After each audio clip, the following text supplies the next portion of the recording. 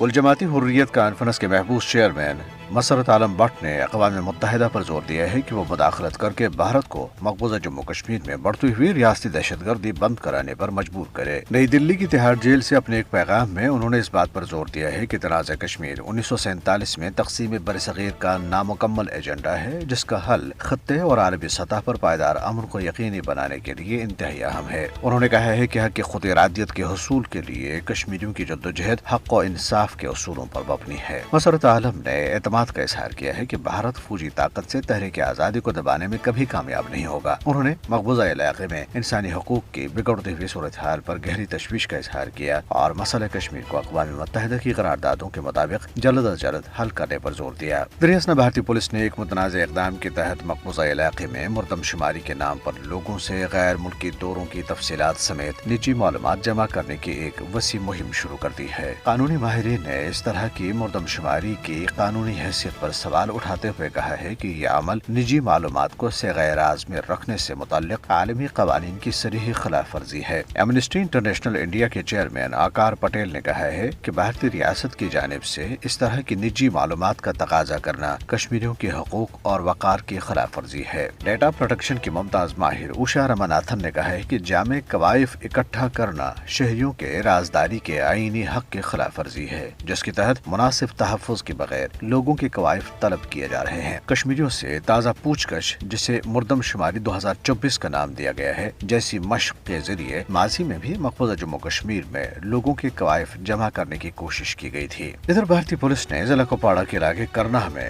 گھروں پر چھاپوں کے دوران 5 نوجوانوں کو گرفتار کر لیا۔ گرفتار نوجوانوں کی شناخت ظہور احمد بٹ، خورشید احمد رتھ، مدثر شفیق، غلام سرور رتھ اور قاضی فضل الہی کے ناموں سے ہوئی ہے۔ پولیس نے حسب روایت نوجوانوں کی گرفتاری کا جواز پیش کرنے کے لیے انہیں مجاہدین کے معاونین قرار دیا۔